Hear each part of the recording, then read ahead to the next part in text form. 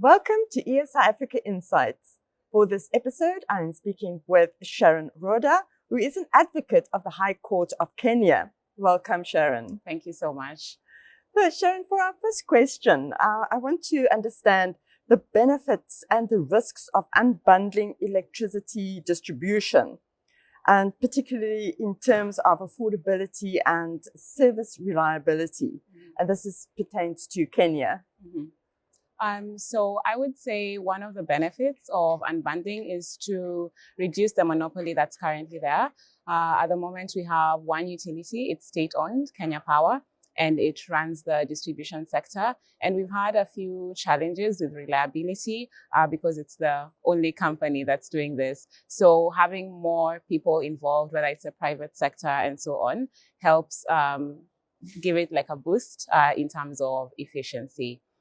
In terms of affordability, where there are more competitors, everyone is striving to give the best service. So it's hopeful that this allows then power to become more affordable for the consumer.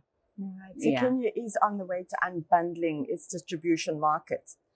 There is a provision for it in the Act that says that Kenya Power should give access to the grid in a fair manner. And we had regulations passed last year that allow for open market access, but they still haven't been they haven't started implementing it. But it's hopeful that producers will now be able to distribute directly to the consumers. All right. So looking at the introduction of net metering policies, this also then sits with Kenya Power. Could this transform how customers interact with the grid? And how do you see this shaping households and businesses in Kenya's energy future? I think it's a good thing, because it allows, first of all, renewable energy to come into play. Not many people sometimes are able to introduce solar because of the cost restriction, especially for individual households. But if you know that if you generate excess power, you're going to be able to sell it to the grid, then that makes you a prosumer, which means you're producing and consuming electricity.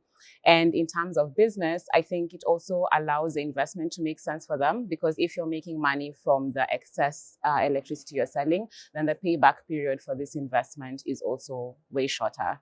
Yeah. And do you think that they will require a lot more energy storage facilities? I think so, but I think for now, storage is a bit inhibitive. So net metering, I think, helps because if you're producing power during the day, which is when solar works, then you're able to sell it to the grid at that point and then buy back when you actually need the power from the grid. Yeah. Let's move on to what are the biggest roadblocks to Kenya's universal access by 2030? This is a goal that's been a long time coming. Yeah. So which are the strategies that is being offered and the greatest promise for overcoming any of these challenges? I think one of our most successful strategies has been the last mile connectivity program. We're currently in phase 6, and the government is looking now to connect, I think, just over 100,000 households this year. And it mostly focuses on the rural areas, because at the moment in Kenya, we have 100% universal access in the urban areas. So this program then allows everyone who's a bit far from the grid to be connected to it. We're also very big on solar home systems. Kenya is one of the biggest markets globally for solar home systems. And we have a project with the World Bank called COSAP. It was supposed to expire 2 years ago, but because of the pandemic, it's been extended to this year. And it's allowing the building of mini grids and people to access solar through solar home systems. Yeah.